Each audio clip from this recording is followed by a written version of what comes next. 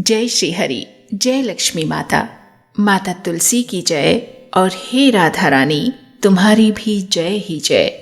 कार्तिक महात्म्य के आज के इस अंक में स्कंद पुराण के अंतर्गत वर्णित त्रयोदशी से लेकर दीपावली के इस त्योहार पर किए जाने वाले कार्यों की जानकारी।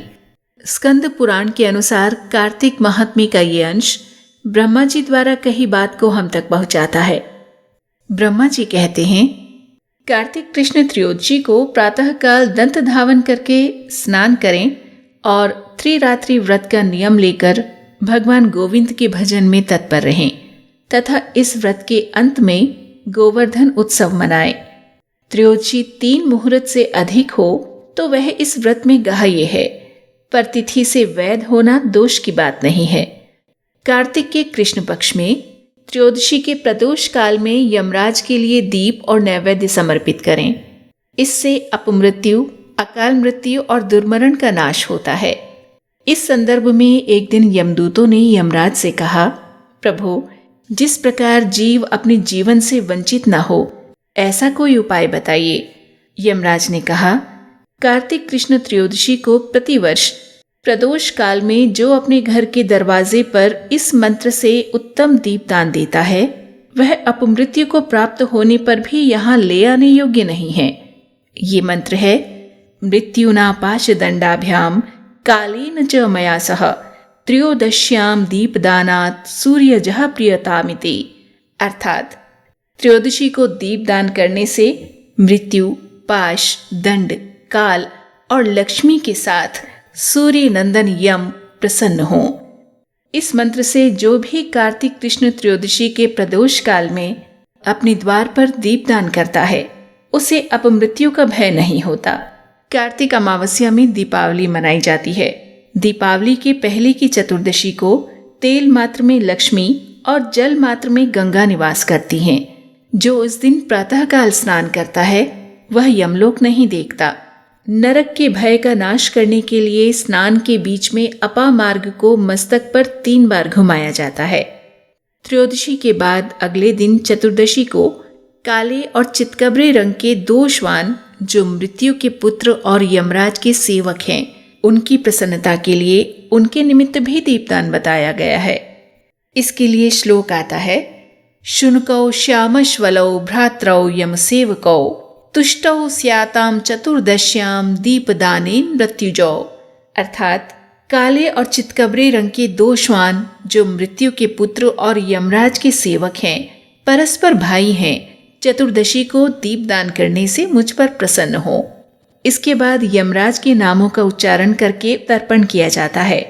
ये नाम मंत्र इस प्रकार हैं, यमाय नमः, धर्मराजाय नमः, मृत्यवे नमः, अंतकाय नमः, वैवस्वताय नमः, कालाय नमः, सर्वभूत क्षयाय नमः, औदुम्बराय नमः, दधनाय नमः, नीलाय नमः, परमेष्ठिने नमः, वृकोदराय नमः, चित्राय नमः, चित्रगुप्ताय नमः। ये 14 नाम मंत्र हैं। इसमें से हर एक मंत्र को 3-3 बार कहकर तिल मिश्रित जल की 3-3 अंजलियां दी जाती हैं। स्कंद पुराण में जिस श्लोक में ये सब निहित है, ये श्लोक है, यमाय धर्मराजाय मृत्यवे चांतकाय च वैवस्वताय कालाय सर्वभूत क्षयाय च औदुम्बराय दधनाय नीलाय परमेष्ठिने वृकोदराय चित्राय चित्रगुप्ताय ते नमः।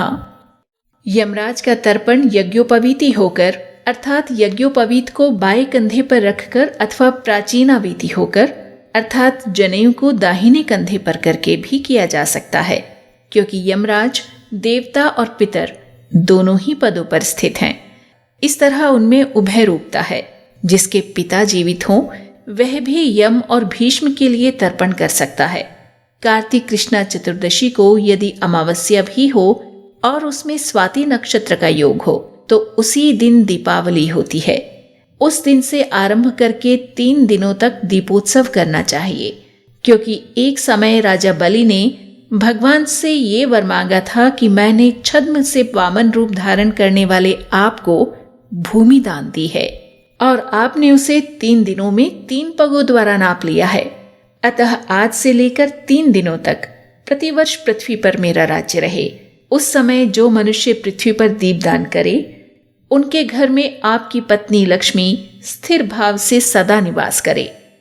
दैत्यराज बलि को भगवान विष्णु ने चतुर्दशी से लेकर 3 दिनों तक का राज्य दिया है। इसीलिए इन 3 दिनों में यहाँ सर्वथा महोत्सव करना चाहिए। चतुर्दशी की रात्रि में देवी महारात्रि का प्रादुर्भाव हुआ, अतः शक्ति पूजा परायण पुरुषों को चतुर्दशी का उत्सव अवश्य करना चाहिए। भगवान सूर्य के तुला राशि में स्थित होने पर चतुर्दशी और अमावस्या की संध्या के समय मनुष्य हाथ में उल्का लेकर पितरों को मार्ग प्रदर्शन करावे। कार्तिक मास में चतुर्दशी आदि 3 तिथियां दीपदान आदि के कार्यों में ग्रहण करने योग्य हैं। यदि ये 3 तिथियां संगव काल से पहले ही समाप्त हो जाती हों तो दीपदान आदि के कार्यों में इन्हें पूर्व तिथि से युक्त ही ग्रहण करना चाहिए। यदि त्रयोदशी 3 मुहूर्त से कम हो तो द्वादशी ले लेनी चाहिए। तदंतर अमावस्या के प्रातःकाल स्नान करके भक्ति पूर्वक देवताओं और पितरों की पूजा और उन्हें प्रणाम करें। फिर दही, दूध तथा घी आदि से पार्वन श्राद्ध करें। इस दिन बालकों और रोगियों के सिवा और किसी को दिन में भोजन नहीं करना चाहिए। प्रदोष के समय कल्याणमयी लक्ष्मी देवी का पूजन करें। उस दिन लक्ष्मी जी का सुख बढ़ाने के लिए जो उनके लिए कमल के फूलों की शैया बनाता है, उसके घर को छोड़कर भगवती लक्ष्मी कहीं नहीं जाती। जावित्री, लौंग, इलायची और कपूर के साथ गाय के दूध को अच्छी तरह पकाकर उसमें आवश्यकता के अनुसार शक्कर देकर लड्डू बना लें तथा उन्हें महालक्ष्मी जी को अर्पण करें। पूजा के पश्चात लक्ष्मी जी की स्तुति इस प्रकार करनी चाहिए। दीपक की ज्योति में विराजमान महालक्ष्मी, तुम ज्योतिर्मयी हो। सूर्य, चंद्रमा, अग्नि, सुवर्ण और तारा आदि सभी ज्योतियों की ज्योति हो, तुम्हें नमस्कार है। कार्तिक की दीपावली के पवित्र दिन को इस भूतल पर और गौओं के गोष्ठ में जो लक्ष्मी शोभा पाती है, वे सदा मेरे लिए वरदायिनी हो। इस प्रकार स्तुति करने के पश्चात प्रदोष काल में दीपदान करें। अपनी शक्ति के अनुसार देव मंदिर आदि में दीपकों का वृक्ष बनावें। चौराहे पर, शमशान भूमि में, नदी के किनारे, पर्वत पर, घरों में, वृक्षों की जड़ों में, गौशालाओं में, चबूतरों पर तथा प्रत्येक घर में दीपक जलाकर रखने चाहिए। पहले ब्राह्मणों और भूखे मनुष्यों को भोजन कराकर उसके बाद स्वयं नूतन वस्त्र और आभूषण से विभूषित होकर भोजन करना चाहिए। जीव हिंसा, मदिरापान, अगम्यागमन, चोरी और विश्वासघात, ये 5 नरक के द्वार कहे गए हैं। इनका सदैव त्याग करना चाहिए।